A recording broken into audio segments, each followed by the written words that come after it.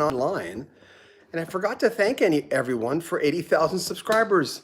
Like it wasn't important or something. But anyway, I thought I'd come back on just for a short time tonight and just say thank you for everyone who contributed to our channel in the last 3.5, 4 years, or wherever it's been. I think it's been 4 years, 5 years. I don't. Like I know. How would I know? Okay, hold on. There you go. I'm putting down my volume because I always have to look at my comments up here. It's Sunday night, so it's not going to be a busy night here for us. But I didn't really go into it enough of saying thank you so much for the folks who watch our channel every single day. And you know, we have a video. We promise a video every single day, even though we don't have a lot stacked for this week. Even though we have so many interviews, we have to put them together and stuff. So, and we'll have an interview clip with Charlie Morgan talking about the band, the huge band that he almost played with that had never quite worked out. We'll have that coming up tomorrow.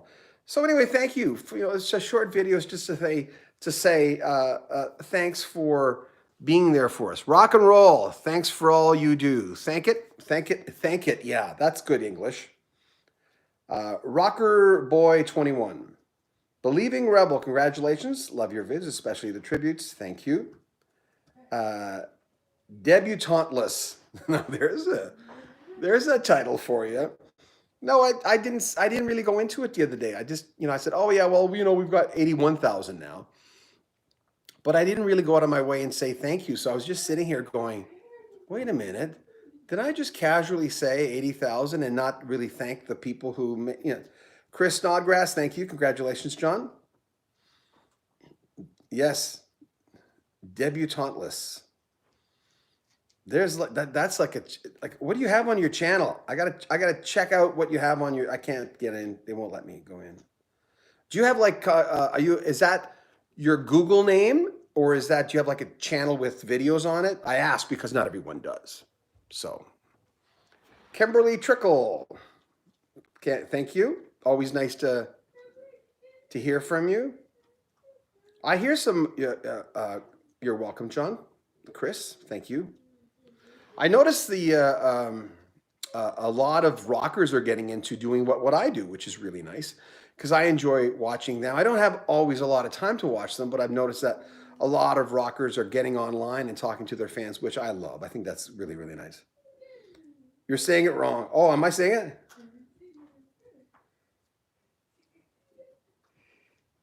Phonetically write it out. How should I say it? Roger Fisher is my bud. Oh, cool. Roger Fisher was such a great interview. I've got to put this down because I'm sitting back.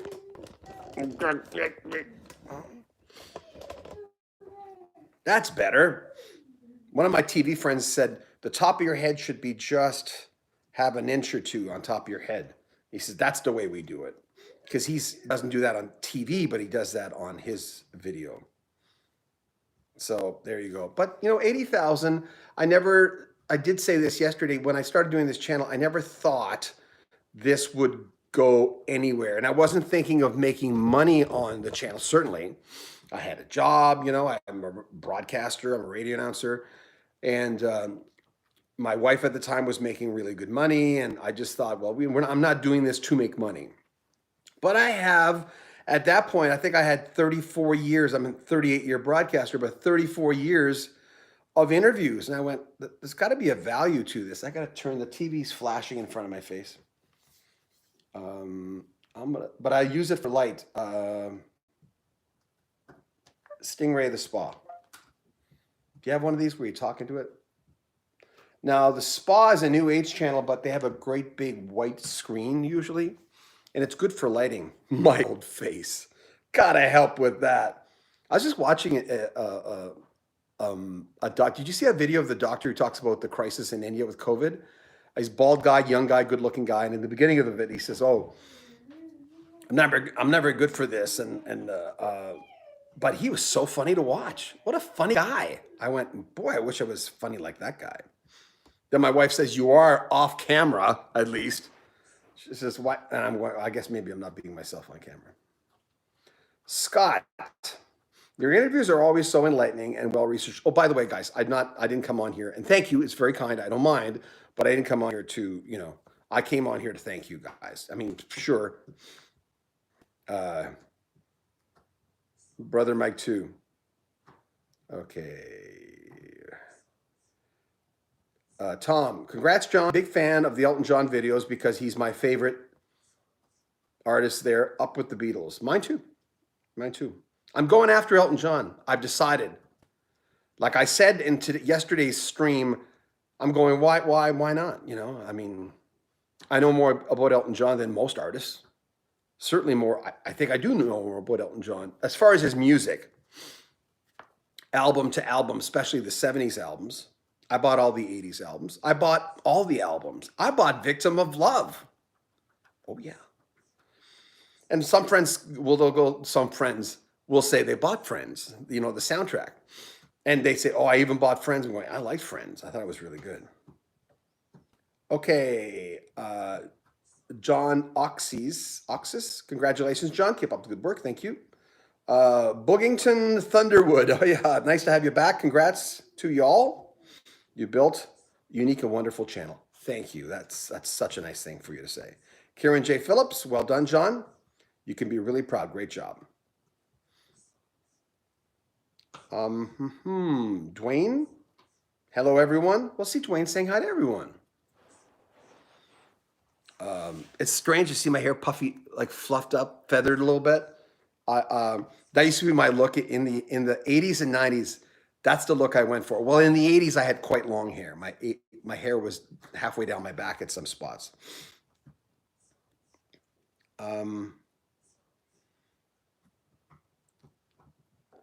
Yeah, Honey Roll. Thank you, Tom. Yeah, we're talking about the Elton John soundtrack to Friends. It's very symphonic. Barry Bowman, congrats on 80,000. Dwayne, I tried to give a list of my top 10 favorite songs. Very difficult, but I tried. Everyone tried. It was really difficult the other day. I'm going to start doing that more often. I got the idea from Rick Beato, because I like watching his videos. Again, I don't get a chance to watch the people who do what I do. Well, he's more technically musical than I am, and he plays music, which I don't, because I don't want to lose my channel. And he laments about it on his channel, and I don't blame him, because he should be able to play the music that he's talking about, right? Especially because he plays the instruments. I'm a drummer. I don't play guitar, so he plays a lot of stuff. Kieran, a great interview with David Knopfler and Ian Anderson. Thank you. Chris Snodgrass, I'm going after Elton John too. A what? Okay, I don't know what you're saying there. Dwayne, congratulations. Thank you. Funeral for a Friend is so poignant. Gregory, I agree. My Elton John videos do not do well. Maybe they do a lot better if I had Elton John on them. Yeah. M. Howell 99. Well deserved. Great channel. Thank you, John. Great interviews. You rock. Thank you. I really appreciate that. I know everyone's saying, Dwayne, I know I should interview Rick Beato, but I have to get into a certain mindset to kind of get into interviewing people who do what I do. Oh, it's raining outside. I'm not good at switching gears. I'm going to lower this a little bit. I'm not good at going from one gear to the other. I'm not sure I've always been like that. When I got an autistic daughter, that's who's making the noise in the background. She's 22 now. I started realizing how difficult it is to go from one gear to the other. Having one file, concentrating really heavily on something, like you're building a porch, and then your wife says, "Can you take out the trash?" And you're going, "What? Oh, wait a minute." So I learned that about myself after I stopped doing radio live. Because when you're on the air behind the board and the radio, you're multitasking like crazy. And then when I stopped doing that, it's almost like I hadn't flexed that muscle for a long time. And when Danica was born, by that time I wasn't doing the show live. But then I got back into live in 2002. I got back behind the board, did an afternoon drive show. Then I was promoted to program director, and then we relaunched the station, and I was the music director and the morning guy. And I did every position on Mankind. So then I got that again. I remember going. I used to write for a magazine. I would write while I was on the air. because I found the stimulation really good. But then if I don't use that muscle, and I'm finding that out as a 61-year-old, when I go out, it's not, things don't work the way they used to. I'm going, oh man. Someone was asking me yesterday. I got the Pfizer shot yesterday, and when I woke up today, my arm was fine. It felt like a bug stung me, but it's not because I have a lot of muscle there. I certainly don't. But at first I thought my wife was really sore because she doesn't have a lot of muscle mass. She's never really worked out on her bottom half. She has, but not on her top half. And but then my mother-in-law told me, she says, "No, a lot of people have pain. So I hope you get your shot. I hope it works out for you." Well-deserved, great channel. Thank you, Dwayne. Yes, I'll think about that. I'd like to. Tom Radigan or Bernie Taupin. Yeah, Bernie Taupin would be good. Chris Snodgrass. I can't spell John. Oh, well, none of us can. It's just a weird thing. Charlie O. Interview Brian Tichy, great drummer. Oh, Maria, nice to have you back. Hi, John. Is it the second shot they say you get sick? Really? Well, I don't think we're due, Shannon, my wife and I, or my daughter. Chase is 17. He hasn't had his yet. Chase needs to go on puffers when he gets a cold. So while I was getting my shot, I'm at Shoppers Drug Mart here in Canada, and I'm saying, by the way, is my son eligible? Because 17-year-olds aren't here yet, because he needs puffers every single time he gets a cold. And she says, nope, he's not eligible. I thought she'd say, oh, bring him in. Nice to be back. Thank you. Nice to have you. Well, if that's what people are saying, thanks for the heads up. I will look at that. Oh, by the way, we're going to schedule. This is going to be, I'm not sure what the next album that's turning 50, I'm not sure which is the next big album. I have, do I have the list here? Give me a second. Let me look that up for you. What we're going to do while I'm looking for it is we're going to have a Zoom meeting with a lot of you if you want to jump on, and if you want to talk about a particular album. We'll make it conversational so you don't feel like you're on the spot. Let me look for it. Let me go back and look for, how do you do that on this here? Oh, album 50 years old. So we are in May. These are the albums that turned 50 years old. Audience, The House on the Hill, which was produced by Gus Dudgeon of Elton John fame. He produced all of Elton John's big albums in the 80s. Melanie, The Good Book, a Canadian one. Gordon Lightfoot, Summer Side of Life. That was such a great song too. Paul McCartney, Ram, on the 17th turns 50 years old. So, and I know that album quite well, if anyone wants to come on. Marvin Gaye, What's Going On, turns 50. Rod Stewart, Every Picture Tells a Story, and Graham Nash, Songs for Beginners. So those are the ones. And then getting into June, the albums that turn 50, Blood, Sweat, and Tears 4, Rare Earth, One World, Tarkus from Emerson, Lake and Palmer. We got Carl Palmer coming up as an interview. Elvis, Love Letters from Elvis. I was not listening to Elvis back then. Joni Mitchell, Blue. I consider that her best album. Supertramp, Indelibly Stamped. That's the Boobies one, where she's all tattooed and she's like this. So that was the album with Potter. Yeah, from Supertramp. Mine. It's a real heavy. Oh, you like hearing that, don't you? Yeah, not really.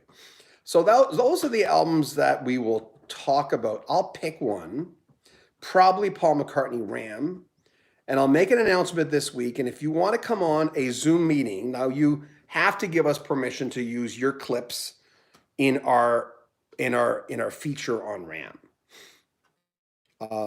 Graham Goebel from Little River Band fame he got a hold of me after the interview I did, and he said, hey, John, let's do another interview. Sure, let's do that again, because I suggested, I could talk to you forever. And we've communicated back and forth quite a few times since the first interview. Then we did a second one. First one was 3.5 hours. Then we did a second one, which I think was 2 hours or longer.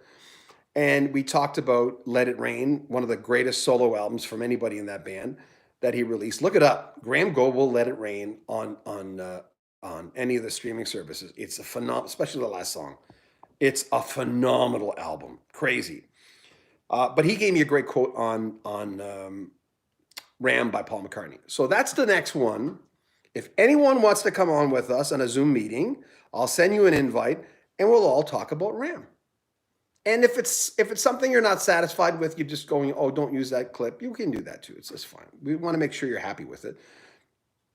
It's really good for people who want to start doing what I want to do, what I'm doing. 80,000 subscribers, I'm kind of doing it. Because, and I've always given this, we have this olive branch always going, if anybody wants to start this, we'll help you out. Be a guest on our channel, get your name out there. There's never too many people doing this, the good stuff rises, as they say, right? So there you go. Anyway, that's the albums. If you want to come on, either let me know now or it'll be Ram, Paul McCartney, turning 50 this month on Rock History Book. Okay, so let's see if anybody was talking. We've got, we didn't expect a lot. We got 30 people on. We didn't expect a lot of people on tonight. But I also looked at them going, oh, I'm going to put that. I haven't put out an interview clip today. And I went, well, we promise a clip every day, but I'm just going to go on live and talk. And I'll do the Charlie Morgan thing tomorrow. I already got both vaccines. That's what you meant. Barry Bowman, Uncle Albert. God, I love that song. Maria Day, you're making me feel really old here, John, LOL.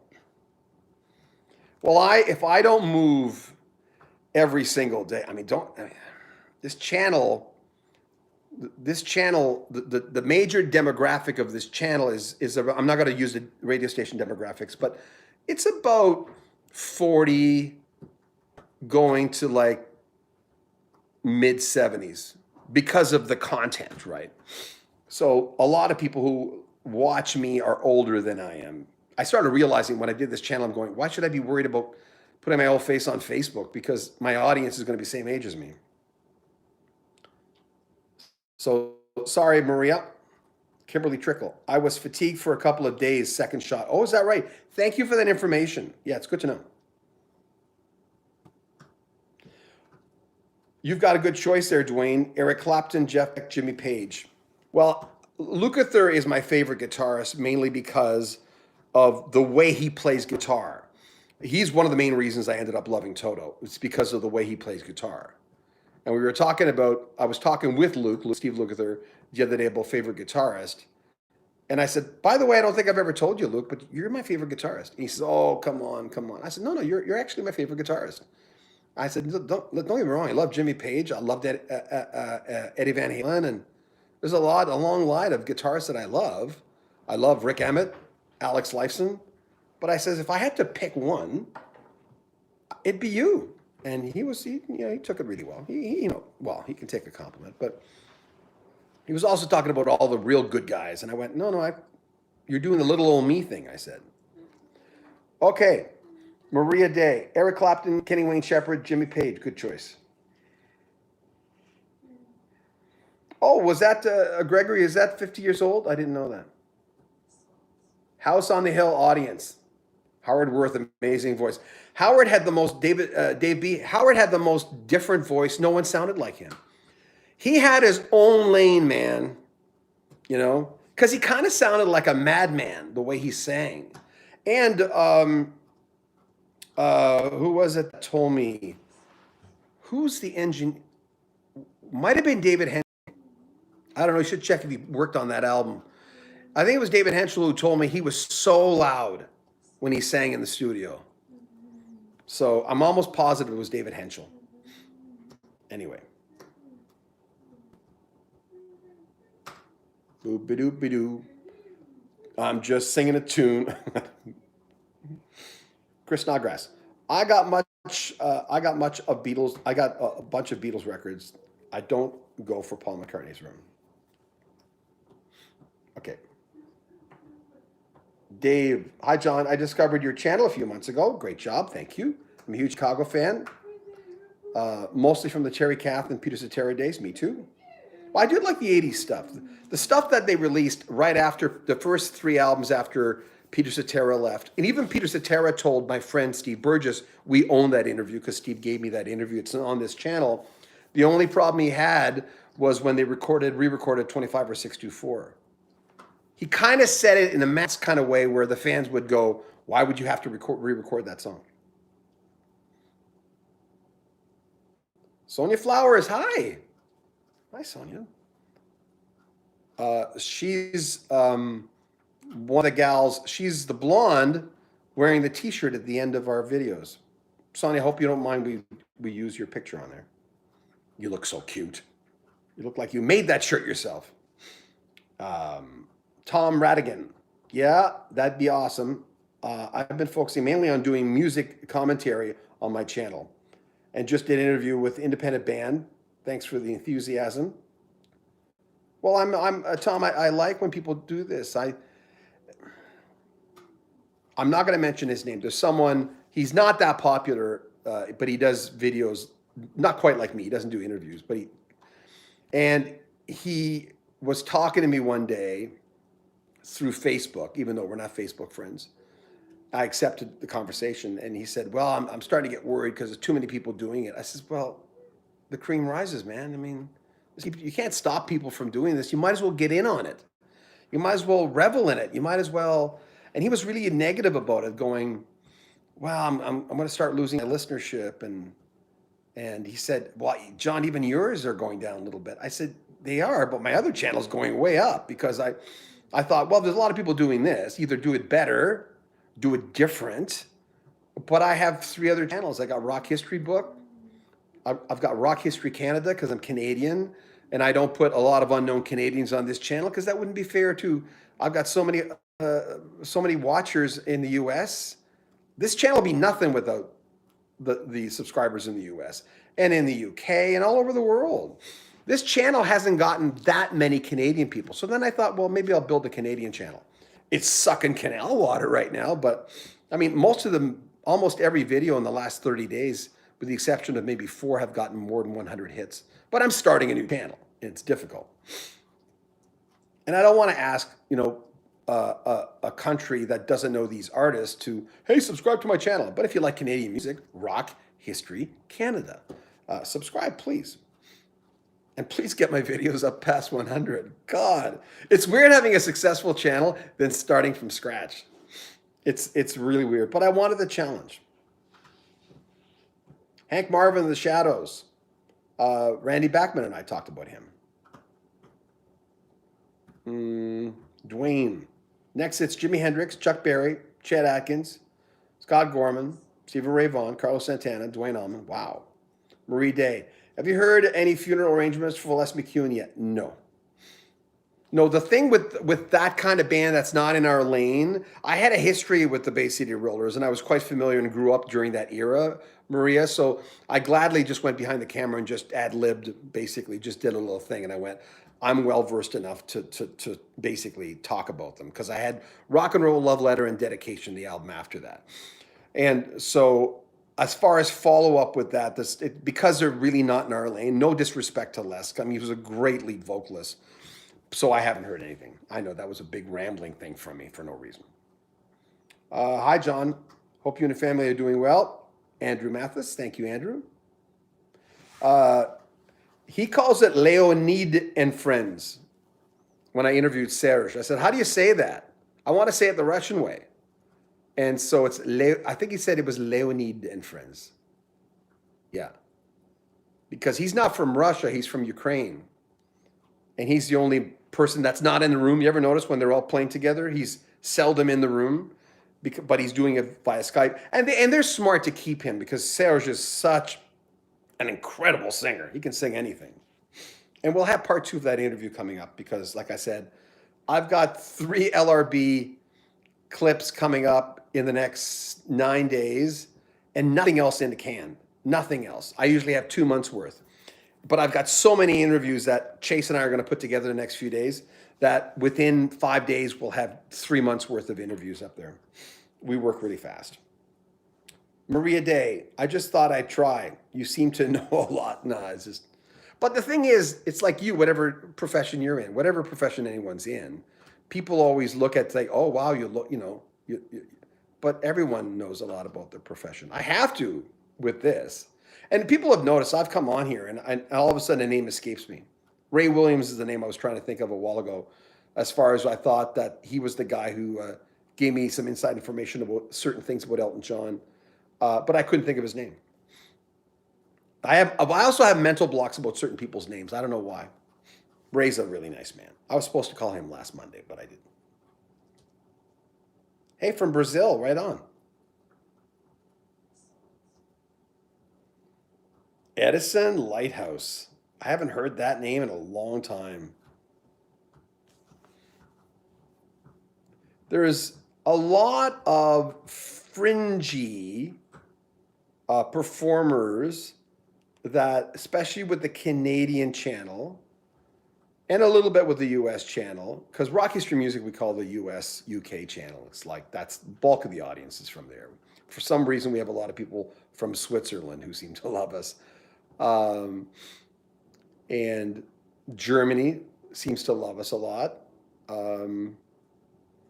But the fringy bands like Kayak from Holland, we've got a fair share of people in Holland, which is really nice. That we'll get asked to do stuff for they're not A-list bands or B-list bands or even C-list bands as far as popularity. As far as how good they are, oh my God, they certainly are. But we'll get people saying, why don't you do something on them? And I'll go, I don't know. I don't know if I want to. And this channel this year will grow. We're going to add one more person doing a lot more work this year so we can do that kind of stuff. But for instance, if we do a C-list as far as popularity with this channel, C-list performer, we'll never release that by itself. We'll also release another video with it. That's kind of my formula of doing things. Like in the next little while, again, you're going to see us releasing 3 videos a day. But that's asking a lot from you, the audience. It really is.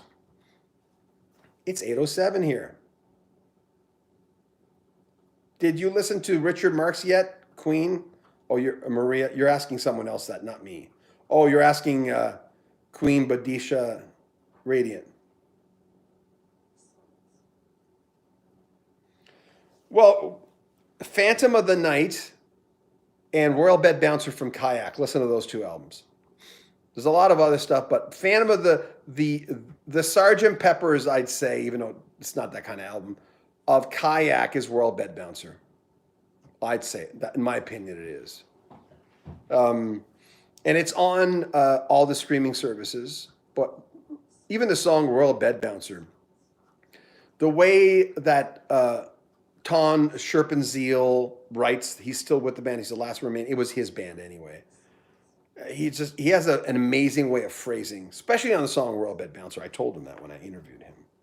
But see, I did an interview with Ton, and like I said, they're from Holland, and that interview got like maybe 300 hits because no one knows who they are. But I still wanted to do it because people should know who they are because they're such a great band.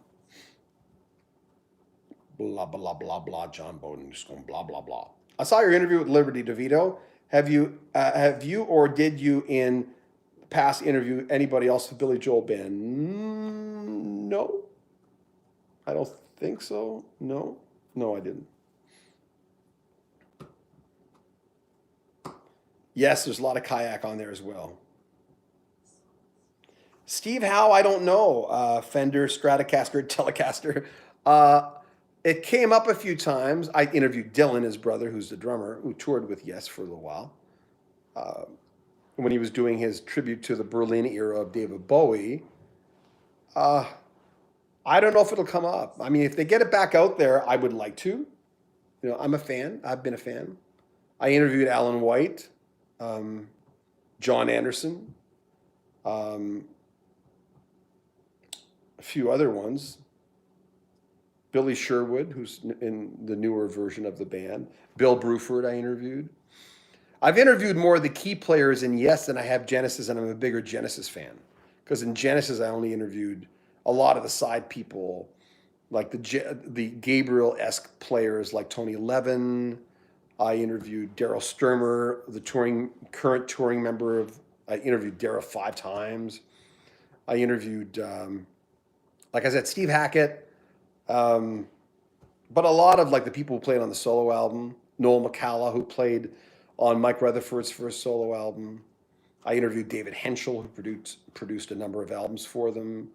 Anthony Phillips, who was the original guitarist for the band. So I'm more of a Genesis fan than I am a Yes fan. But I was a pretty big Yes fan. So, regards from Mexico. Thank you. Fender, Stratocaster, Telecaster.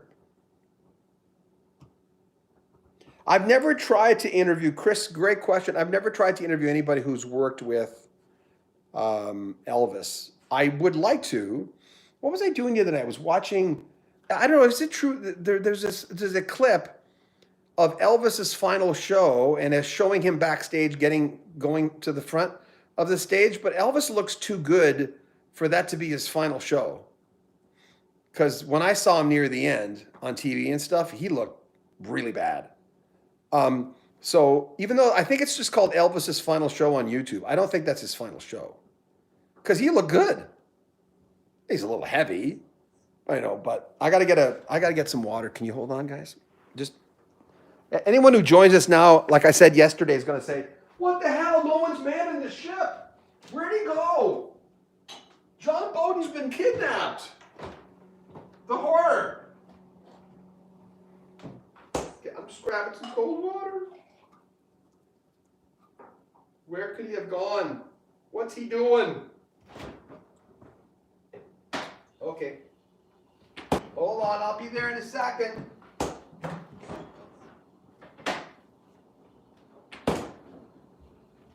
Sorry, guys. I also do these live broadcasts when I'm bored. Like I'm going, I need to talk to someone. Please help me. I didn't see that last comment. These people are talking to themselves. Maria, you're funny. Scott, I'm going to try your last name. Is it Schwebke? And I don't mean disrespect by that. I like to try people's. I like to say if you're on here talking to me, have you interviewed any of the Doobies? No, but when COVID was breaking through, I contacted their promotions company, and I specifically asked for Tom for an interview, and they said they're working on a new album, and we could possibly make that happen. So wait a few months, they said. And Patrick Simmons, I would never interview Tom without interviewing Patrick, because Patrick was the glue that kept the band together when they were, whenever they made changes. I mean, those little guitar ditties in the albums. Love when Patrick would do that. Little 60-second song, 40-second song.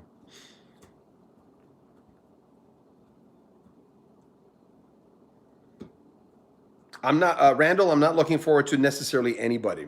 I was supposed to see the Zombies, because I just interviewed them, and I was. They said, oh well, they said, hey, do you want to go to the show? And I went, of course I want to go to the show. So they were going to give me tickets, and I was put on the guest list, and then COVID happened. So I was really looking forward to seeing the Zombies. I've tried for Gilbert O'Sullivan. He never got back to me. So I'm alone again naturally. What? Lana Del Rey has the most gorgeous tribute music video of Elvis and Priscilla. Queen, I didn't know that. I'm not a big fan of hers, but for the longest time I didn't consider her a musician. But anyway, she's kind of proved herself. Kind of. Safe and sound. Thank you, sir. Are a fine Canadian. I enjoy your work enormously. Hey, Central Florida, right on. I love Jethro Tull Aquilon, yeah. Well, on our tribute to Aquilon, we're going to actually have Ian Anderson on there. Not when we do the Skype thing, because we've already talked to him, but. Thanks, Bruce Johnson.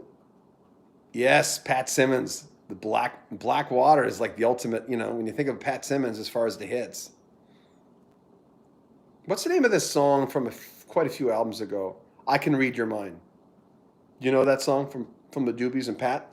The beginning of that song is just so good. It's sweet. And the chorus is so catchy. And the bounce, Patrick Simmons knows how to phrase. You know, when he's got that little bounce in the way that he phrases. I love that. Lana is unique. That's true, DM. I've seen a few things of her live. I don't. There's just certain artists I don't think are ever going to get me. I think she's one of them. Thanks, James Ferrero. Queen. I'll call you Queen. Yes, she is a goddess. DM. Thanks, Jeff W. Appreciate that. Maria Day. I've been talking about Richard Marx since 1989. What's your favorite Richard Marx songs? Mine is It's Too Late to Say Goodbye, which features Prairie Prince from the Tubes on drums. Great. Oh, man, that's a great song. That's I remember seeing the video of that going, wow. Bruce Johnson, left field Q. Any thoughts on Pat Travers, especially Pat's? No, I've got to. Everyone tells me to do stuff on Pat Travers. I will eventually get around to it. We got Mark Farner coming up, by the way. Another park, another Sunday with John. Little Chicago quote there. Not a huge fan of the Doobie Brothers, Michael McDonald years. Still phenomenal blue-eyed soul singer. Yes, Scott. Fender says,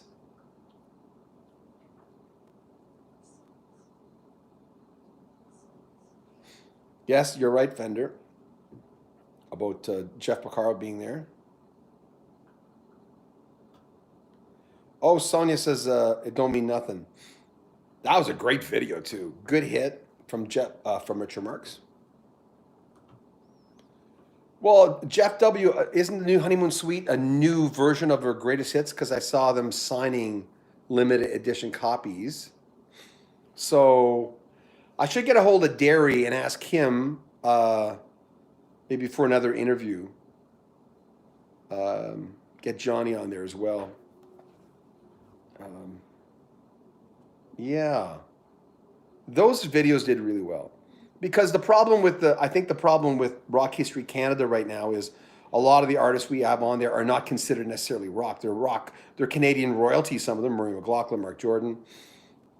But so is this channel. I don't, everyone I talk about is not rock. Miles Goodwin, one of my favorite artists of all time. April Wine's lead man, by the way. Jacob Jacks, congrats, 80K subscribers.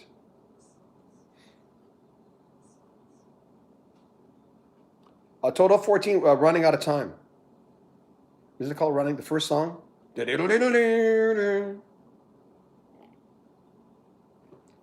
intro I did for the review of that song took me, if you look up my name, John Beaudin.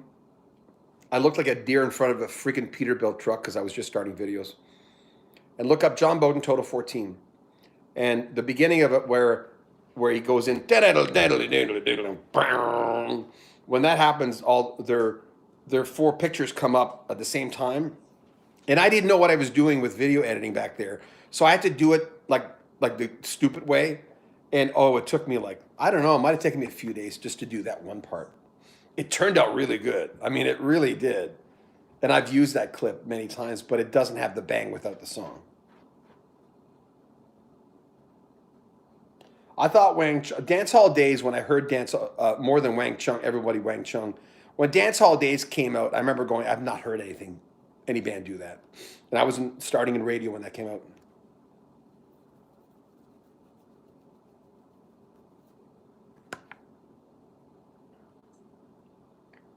Now, I've tried Leland twice. I'm going to let that one go. Nothing personal. I mean, he's probably too busy or didn't get my email or forgot who I was, and I don't mean that in an egotistical way, but we've talked before. Leland and I on Facebook have talked mostly about my son's drumming. He commented on Chase's drumming and said that kid's really, because he's played with Jeff Porcaro. He says your son's really got it. And then around that point, you heard this story before. My son said, Dad, I don't really want to be one of those 9 million YouTube kids drumming. I said, what are you talking about? You're starting to get a real following. because you're doing Jeff Porcaro, you're doing the halftime shuffle, you're doing Neil Peart, for God's sake, sent you drumsticks when he saw you play. But he was 9 years old or 10 at the time, and you can't tell your kids, hey, you need to be a YouTube star. I'm not that kind of dad. So I had to let him, and he continued to play at a very high level with people playing Yes and Genesis and Rush. But his drum kit has been downstairs for the last month and he hasn't touched it. Mind you, it's been taken apart because we thought we were going to move, but he'll get back to it. Oh, Toy Soldiers, Martika. Yeah, I remember that song. I remember when I heard that song thinking, wow, I wouldn't have thought of that. The way that the song's structured. Hazard County. Oh, yeah, I remember that. Richard Marx. Oh, that's my daughter. We always get really scared because she's 22 years old. She's autistic, but she has a tendency, as she's turning the corner here, to pulling her pants down before she reaches the bathroom. X-rated. That's just autism, right? That's the disease. It's not behavior. It's just. Yeah, Queen, that was a good song. I like that too. That YouTube, or what's that supposed to be? David Gilmour. I was just talking to someone who knows David Gilmour. Well, no, he doesn't know David Gilmour. He's met him a few times. Lee Harris, who works with other members of. Hold on, I'm just reading something. There's always people sometimes who will. I'm reading older comments that I'm going. Anyway, yes, Lee Harris, who works with Nick Mason, met Roger Waters and David Gilmour. Hi, Danica.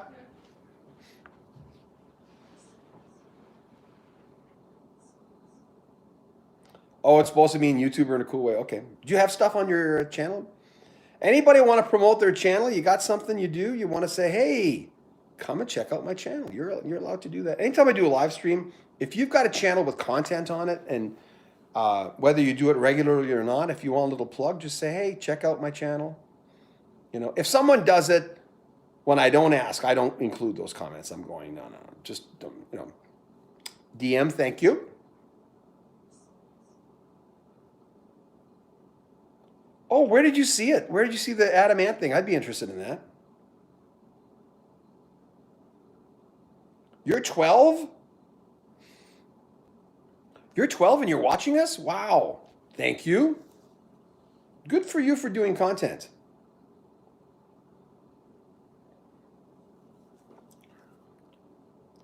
Gorf Patrol. What's that mean, Gorf Patrol? Greetings from Detroit. Hello? I like Big Country. Randall, yeah.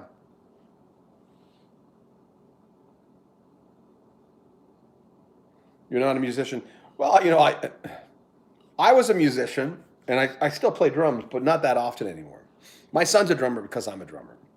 He'd watch me play. I had a World Max kit. They don't even sell those anymore. My wife bought it for me in 2000, and he came downstairs one day. I was playing Sweetest Taboo by Sade, and he says, hey, I'd like to learn to do that. And I started teaching him, and after a month he said, Dad, can I get a real teacher? Ouch.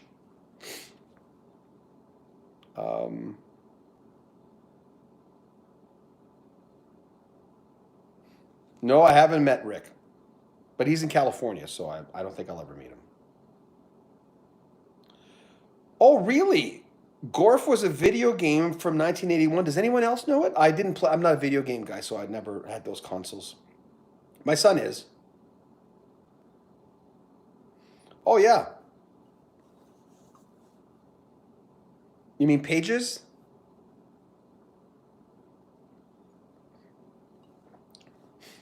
Yeah, with the guys from Mr. Mister. I like ice cream drumsticks, LOL. Okay. Well, that's good to know, Maria. That's good to know. Okay, I got to wrap things up because I got to give my daughter medication. And that's kind of a process. Oh, Jeff W., 40 years since Loverboy got lucky. Hard to believe, yeah. On the Canadian channel, we have an interview with Mike Reno coming up this week. I was going to do it last week, but I got way too busy, where Mike talks about the beginnings of Loverboy, being in the band Moxie for a short time, where he replaced Buzz Shearman. Yeah, he talks about, not being able to wear the leather pants anymore, and because, we get bigger as we get older.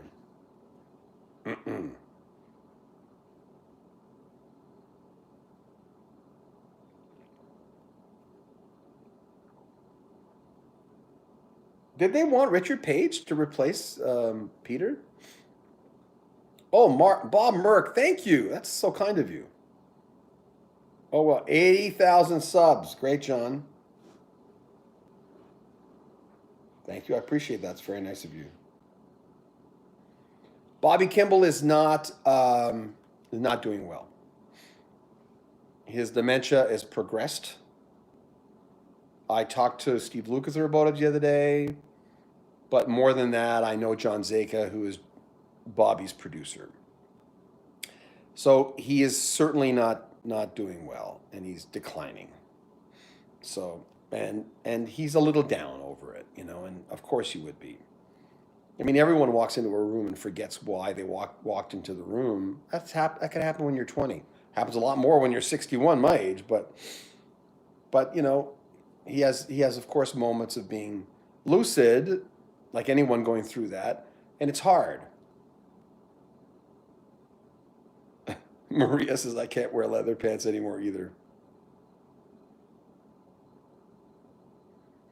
Jacob, I'm getting another interview with Joseph, hopefully this week or next week. And I've asked to interview all the guys. I've even asked for David Page. We'll see.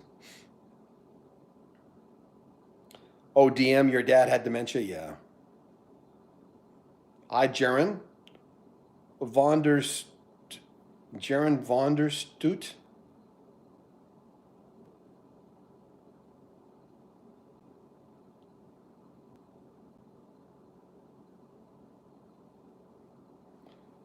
Look, your age, 48. Thank you. It's good lighting. Well, actually, it's not good lighting, is it? It's starting to get kind of shadowy in here.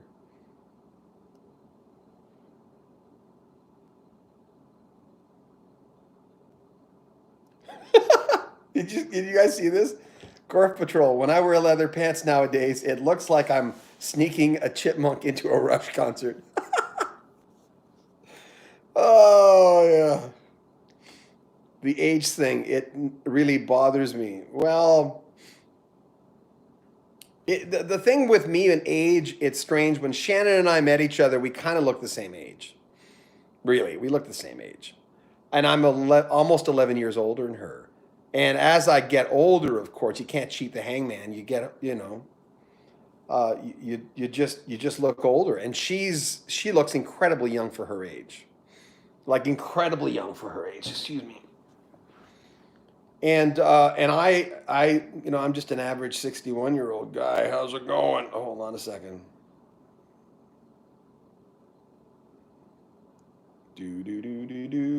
Oh, I found. Hold on. Give me a second here. Talk amongst yourselves. I don't know what I'm doing.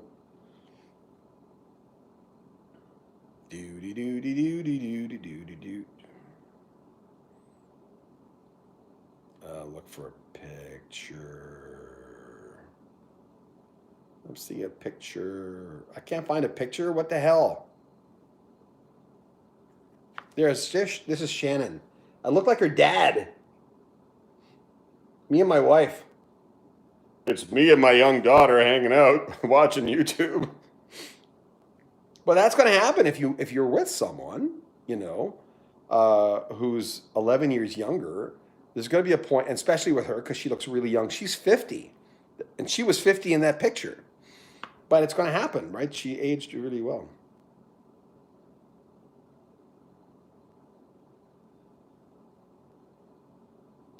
Age is not, it can be a number, sort of.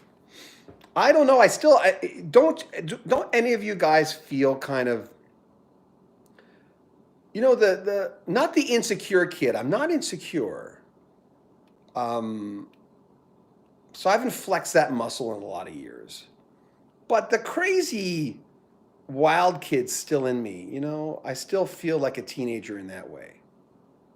But when I walk the dog, no, not when I walk the dog. When I go up and down the stairs, I feel old. So that'll happen. And that's about it, folks. No. I don't know what the Toto song I Won't Hold You Back is about. Brian hits zone 37. DM and the cats and the cradle. I remember hearing that song. Did anybody listen to that song, in the 70s? You hear that song and you put yourself in that situation, and even though it should bring it to the next level of you being a parent, of course, I never thought of that. Because when you're young, you never think about being 50. I said that yesterday. When you're young, you don't imagine ever becoming an old man. And if you were one of those people, I applaud you. That means you're wired a little different than other people. I thought about having kids. Someday I'll have kids. Okay, I'll stop thinking about that now. It was like that. So I didn't even want kids because my family was kind of a rapturous family. There's a lot of stuff going on in there. Not illegal, not they'll take us away from our parents, not like that. But we were very poor, and we were an East Coast family, and we were a little rough and tumble. No, we didn't beat each other up, but well, my brother and I did, but that's what you did back then. What are your top 3 favorite bands? Why don't you tell me what yours are? Would be Genesis, Supertramp, and Toto. And then after that, you get the Zeppelins and the Pink Floyds, but those guys were in my lane. Yeah. So, folks, I'm going to wrap it up because I've been on here an hour already. Why I oughta? 52 minutes. 50. Oh, I just got a long one here. For Fender, I just wonder, since you said the 7th one is one of your favorite albums, do you have any comments about These Chains? I just love that song. I love the drum parts in that. And I like when they go, oh, oh, oh. I can't sing. But I like when Toto's famous for doing that, the old oh, oh, oh in their songs. Every song fits on that album. I'm glad they didn't put the title song on there, the 7th one, which is kind of ridiculous to me. I don't even know why they let that song see the light of day. But I love Joseph so much. I loved. I was going through a breakup with a young lady. She's a principal of a school in Portland, Oregon now. She's still a friend of mine, Carrie, and Carrie was my little beauty queen, and Carrie was an actual beauty queen. She won she was I think Miss Edmonton, Miss Teen Edmonton. She did. So I was dating her, and then I realized she was too young, and she was of age, of course, but she was still too young for me, and I broke up with her. And then the 7th one came out, and that was my romantic album for Carrie and I. And all through the years, we've maintained a friendship, and she's just a wonderful, wonderful person. But that's the only time I almost became obsessed with someone. I never followed her or stalked her or phoned her and hung up. I never did any of those things. But I'm sad because I couldn't stop thinking about her. And it's not the other girl I talked about the other day that came a few years before Shannon. But it's just that all these breakups really shaped me because I'd write in my journal and I try to understand human feelings and what I did wrong and what I shouldn't do. And I never did anything like beating up anybody or not like that. But I remember going, I was insensitive and. So these relationships helped me become a better radio announcer because I got deeper. And then it helped me kind of do what I'm doing now. I always thank the women of my life, the women who dumped me, for making me a better person. Really, that's it. Mine would be Toto, Foreigner in Chicago. You have good choice.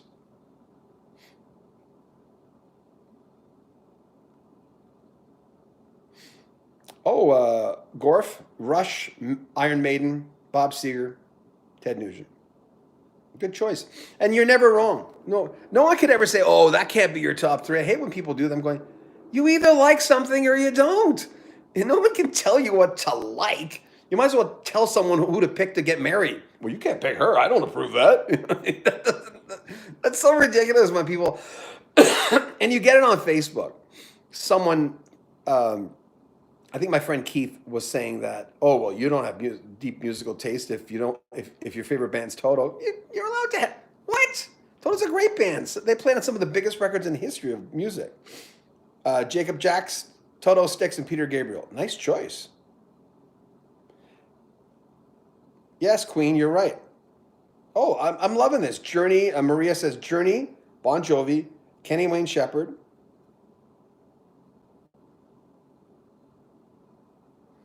No one is ever wrong. Now, a few years ago, if someone would have said Bay City Rollers was their favorite band, I would have kind of thought, well, you're not digging very deep. And I'm going, no, now I know. You don't have to dig deep. Who cares? That's what you like. So many people, my older kids who are pushing 40, my older kids would buy albums to listen to the hits. And I remember there was a part of me that would roll my eyes and go, oh my God, I have kids who listen to, no, who cares? Good for them. That's what they wanted. And in music, there's a lot of fair weather music fans. Good for them. They go to an Elton John concert, like I said the other day on the live feed, and they know Daniel and Island Girl, or not Island Girl, they wouldn't know that one maybe, but Don't Go Breaking My Heart, and Honky Cat, Crocodile Rock, I don't know. And good for them. Not everyone has music in their lives as big as mine, my taste, or your taste. That's the way it goes. Music's that way. You take in as much as you want. Don't get me going on this topic, God. It's kooky. Anyway, guys, I've got to go and give my daughter her meds. She's late for her meds. She's okay. She won't turn into a pumpkin or anything. Kirk, yeah. Good point, Kirk. I like what you said. If only one person likes this song, qualifies as a good song. Well, to one person. And it could be more, but they haven't heard it, right? The music industry is like that. Dave Gedian. Blue Rodeo, I hope you subscribe to my Canadian channel. If you like Blue Rodeo, we've got interviews coming up with Greg Keeler. Oh, you like Skinner? There you go. I used to like Skinner. Not so much anymore, but... So you guys can be making friends here. There's a lot of people who just like the same thing. And that's the nicest thing I like about... Well, we got 60 people on here now. This is the nicest thing I like about doing a live broadcast, when you guys start meeting each other. I would just love it if great friendships were made out of people who just talk to each other on these live posts. I mean, wouldn't that be a great thing? Anyway, before I go, we're going to do Paul McCartney Ram. We're going to get a whole panel of people together, and we're going to talk about Ram. And if you just want to talk about Paul McCartney, that's okay. You don't have to talk about the album. If you're not that familiar with the album, and are just familiar with the hits, that's okay. And if you just want to come on and say hi, face to face, we're going to be doing it this week sometime. I'll come on here and make an announcement and say we're doing it at this time. If you want an invite, let me know, because I don't want anybody just to come on and just do tomfoolery. I have to send you an invite. And anytime you want to email me, it's johnbeaudin@icloud.com. Go to the above top right-hand side of the About section of this channel, and my email address is right there. If you ever want to be part of any of this, let me know. Bob Merck, my wife passed away 5 years ago. I made a point to reach out to all the gals I dated just to tell them I still love them. Just in case anyone happens. It was cool. Well, I made amends, Bob. And Bob, I always appreciate you sharing. Thank you. I made a point. Shannon and I almost broke up a few years ago, and we didn't. And when we got back together, this was 12 years ago, I think. When we got back together, Shannon says, I'm going to make amends to the people that I dated in case I kind of left because I was being flighty or. So she did, and to her it was like two people, you know, because she's just such a nice person. And I said I'm going to do the same thing. So when I was making my list, I realized, well, I kind of talk on a regular basis to a lot of my exes. I don't know why people get mad at me when I say this.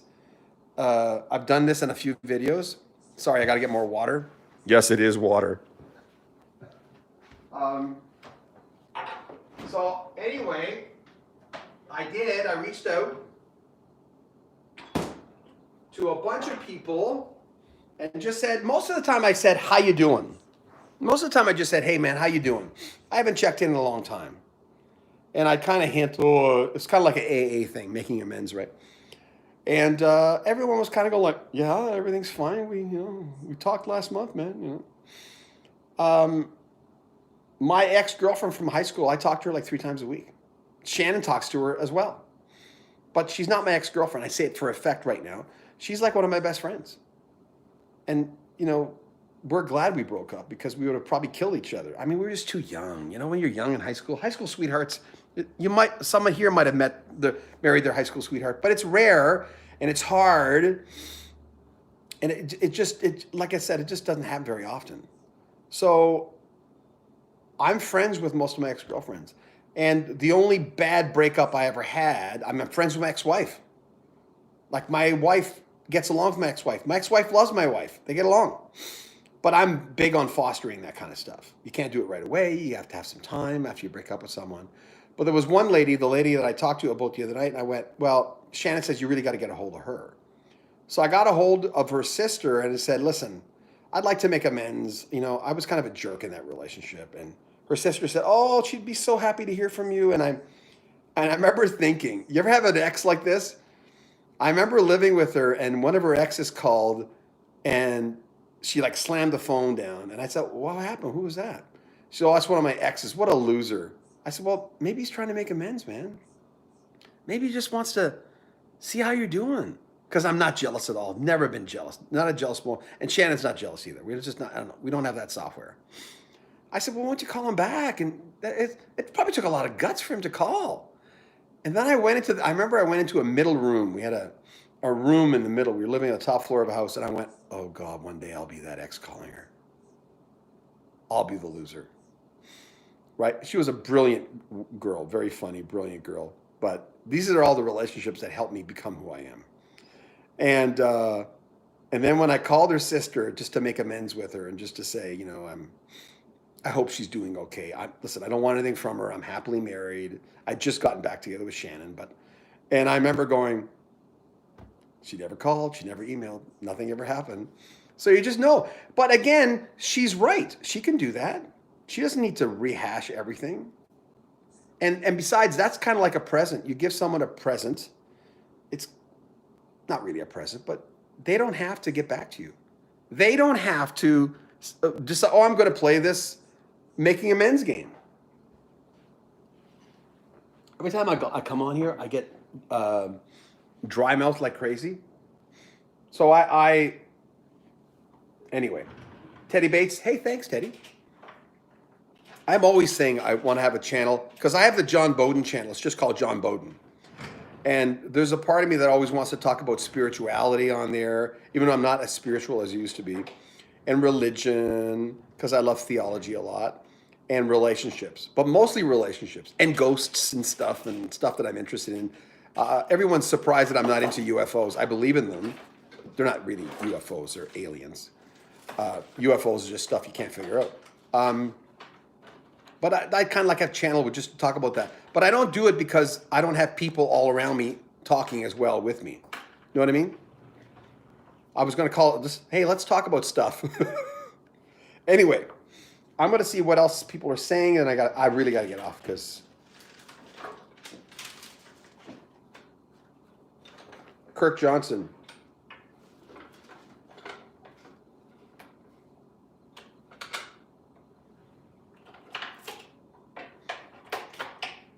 I'm reading the comments. Anyway, make amends if you can. The hits get smaller. The hits get bigger as the numbers get smaller. I'm Casey Kasem. Shannon was watching my live feed last time, talking about this woman and other relationships I had, and she says, why don't you just do that? And I went, well, I'm not going to give this up. This is actually making money. I can't do. And I enjoy talking about rock. I've always been the rock guy at all the stations I've ever worked at. Who's chopping broccoli? Very good, Kasem. Keep your feet on the ground and keep reaching for the stars. I'm Casey Kasem. Remember, who's the guy in Laugh-In? Used to talk like this. What's the guy in Laugh-In? You guys know, the announcer. I was just telling who that guy was to someone the other day. It's at the tip. I almost got it. Who's the announcer on Laugh-In? Come on, help me out, guys. Come on, guys. Some of you are older than me. I even watched Laugh-In. Come on. It's going to come to me. No, I don't think it's Dan. Was it Dan? Who's the guy, the announcer on Laugh-In? Oh, I don't want to look it up. I refuse to look it up. Gary Owens. Dave, thank you. Thank you. Yeah, Gary Owens. It was those two guys who taught me how to inflect because they were so over the top in inflecting. You know, because people sometimes make fun of British people the way they go, everything was okay until it wasn't. You know, she was married to the guy who ended up killing her. There's what's the Slapped Ham guy? You ever watch Slapped Ham on Facebook? Slapped Ham is the guy who does horror stuff. And I like horror stuff because I used to be scared of my... Dave, did you Google it? Did you Google it? Be honest. Anyway, it doesn't matter if you Googled it. Anyway, who cares? Anyway, the Slapped Ham guy goes on there and he'll talk about stuff that happens, scary stuff, and you listen to him and he's always going like this, and then it's like this. Everything. And he's British, and obviously not all British people talk like this, but he just decided that he got that. And then there's that other guy who talks, someone told me he's Asperger's, or he does ghost stories as well. Anyway, good day from Australia. Yeah, it's kind of nice that they are. Your parents have a million horror. Is that right? I love horror movies. I used to be so scared of them. When I saw the Omen, I think I was 17 years old, and we were living in an apartment because our house burnt down, and I couldn't sleep. In an apartment, my parents were literally in the next room, like right there, up still. And I was so scared. I just when that guy loses his head, the Omen so scared me. Then I saw Dracula in 1960, whatever it was. Christopher Lee might have been in it, in Montreal at a theater. And it just scared me to a point where I was so scared it was ridiculous. We should tell ghost stories next time. We should come on here and tell ghost stories. That'd be good. Anyway, I got to go, guys. Someone needs her medication. It's either her or me. Anyway, thank you so much for everyone. We've been on here 68 minutes, and I need to edit video. Take care of yourself.